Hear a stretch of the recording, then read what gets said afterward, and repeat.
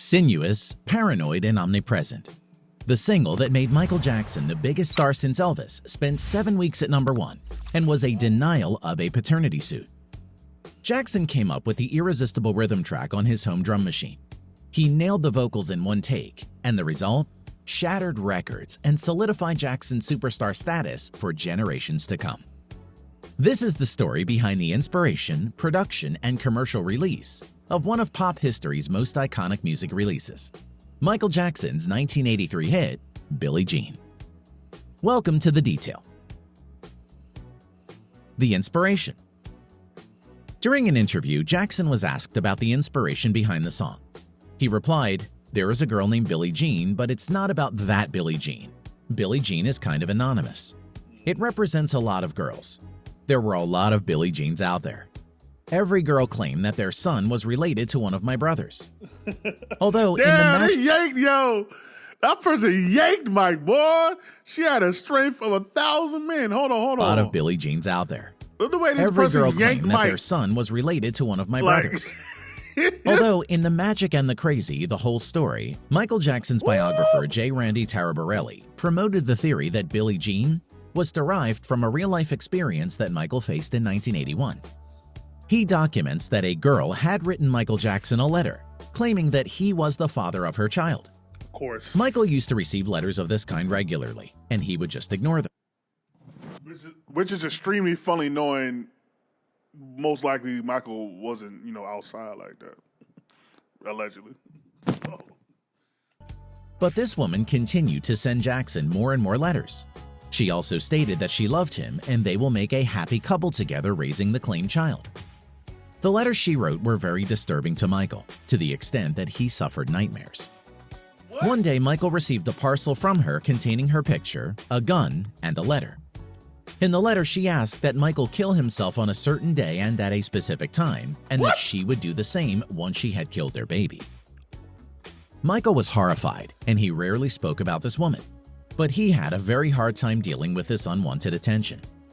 The song was his way of expressing his feelings without addressing her directly. Wait. We're not gonna breeze past that.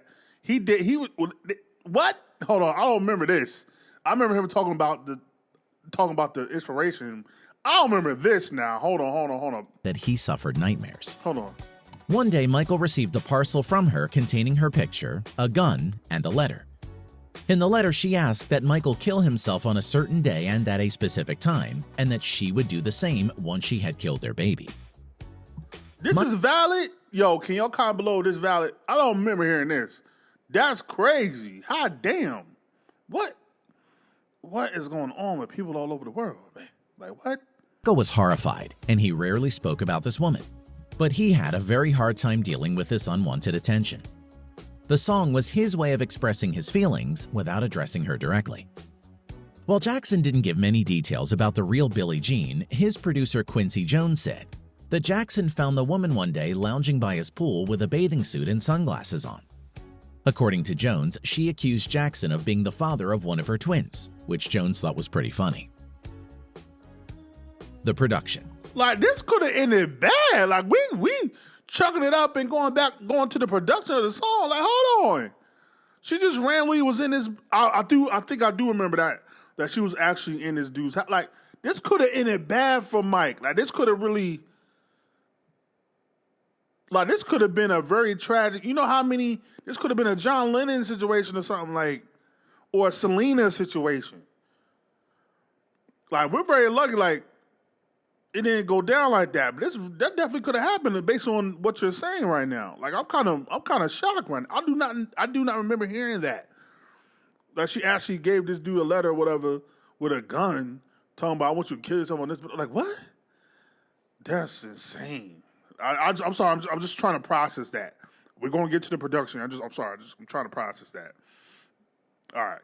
That was just wild. In his autobiography, Moonwalk, Jackson said that Quincy Jones wanted to change the title to Not My Lover because he thought it would be confused with the tennis star Billie Jean King.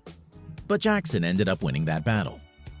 Quincy Jones discussed the song, recalling, "The intro to Billie Jean was so long you could shave during it. I said we had to get to the melody sooner, but Michael said that was what made him want to dance." And when Michael Jackson says something wants to make him dance, you don't argue, so he won. Michael Jackson says about this song in Moonwalk, "A musician knows hit material. It has to feel right. You know it when you hear it. That's how I felt about Billie Jean. I knew it was going to be big while I was writing it." He also recalled that one day during a break in a recording session, he was driving and Billie Jean kept going through his head. He was getting off the freeway when a kid on a motorcycle pulls up to him and says, "Your car's on fire."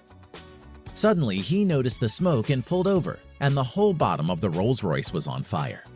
That kid probably saved his life because he was so absorbed by his tune floating in his head. Hold on. Okay, hold on.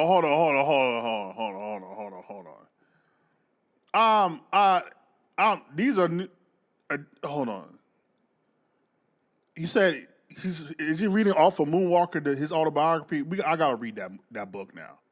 If he's taking from Michael's Moonwalker, I gotta read that book because I don't remember hearing that story either. Like,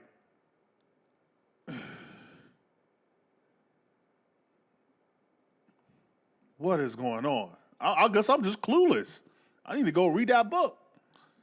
Like, what? The car was on fire. Kid pull up to Mike and be like, "Hey, Mike, yeah, car on fire."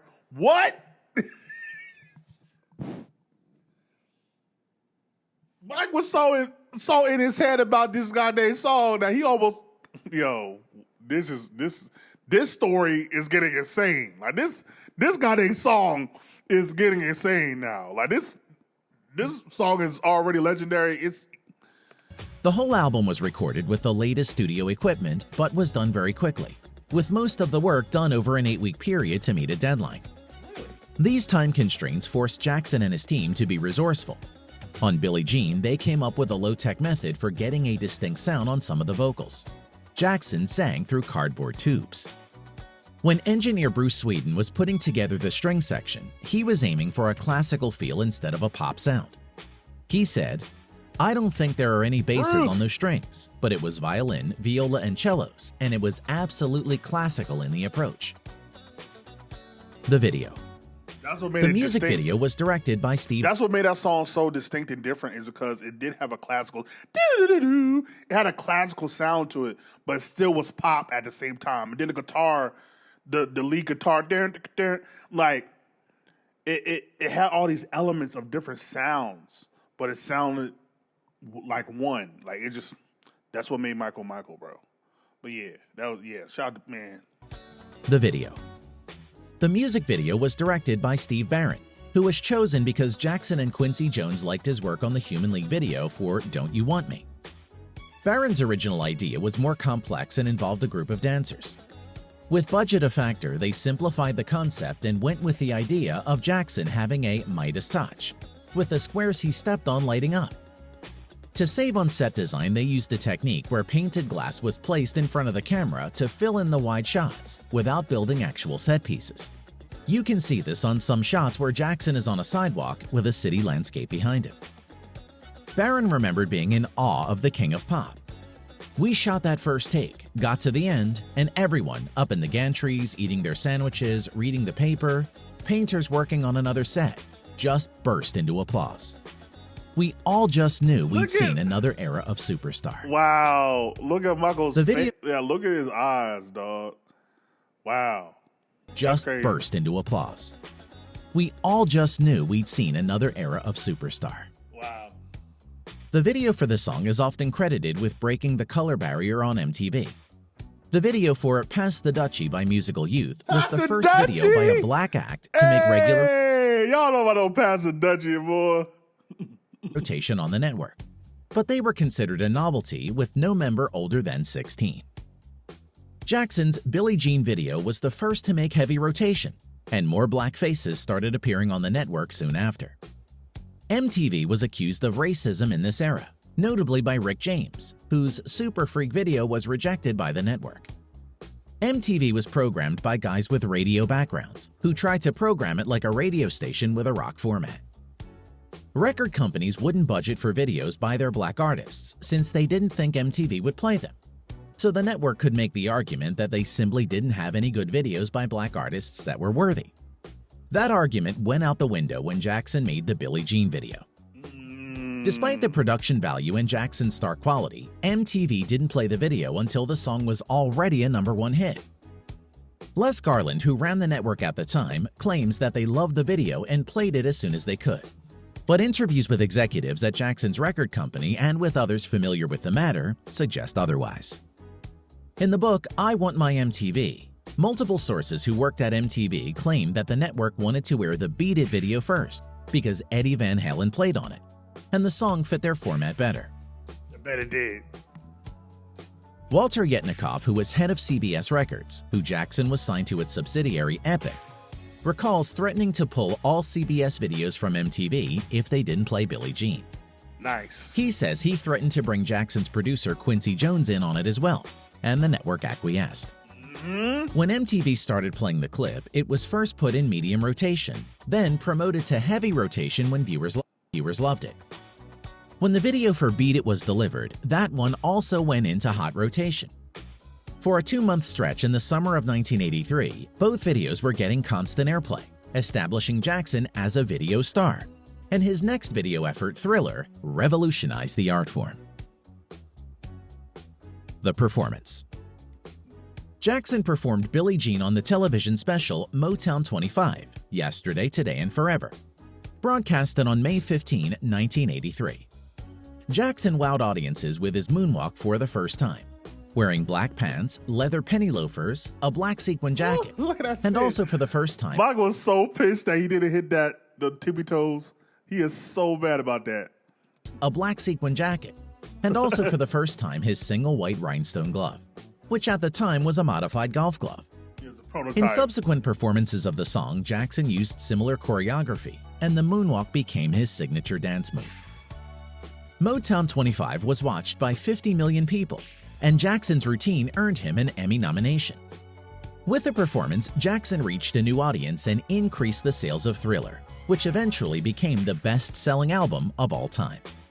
The day after the show aired, Jackson was called by his childhood idol Fred Astaire, who commended him.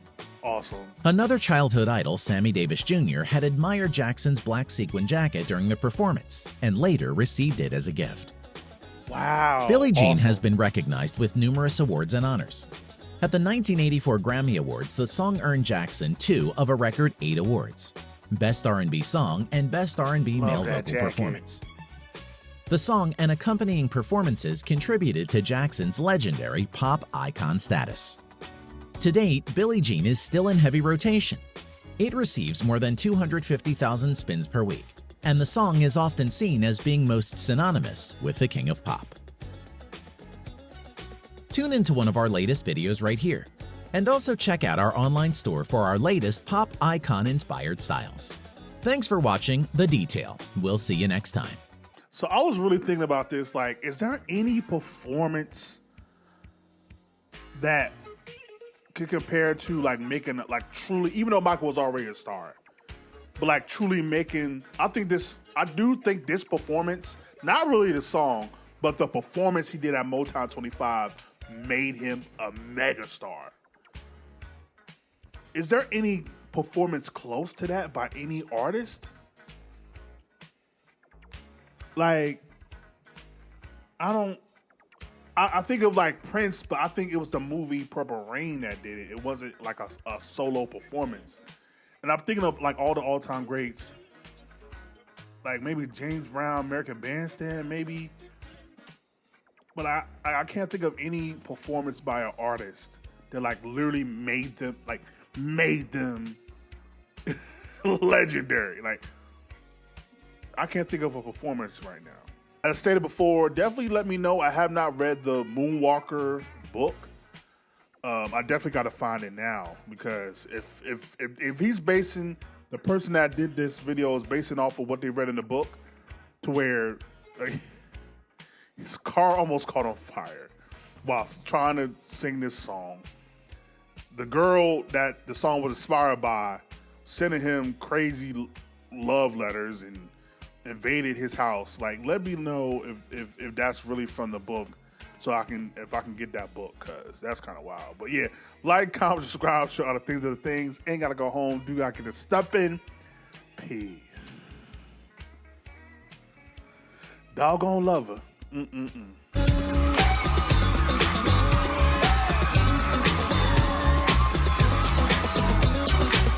My best friend Hayes Soundwaves, I believe you should follow his Patreon.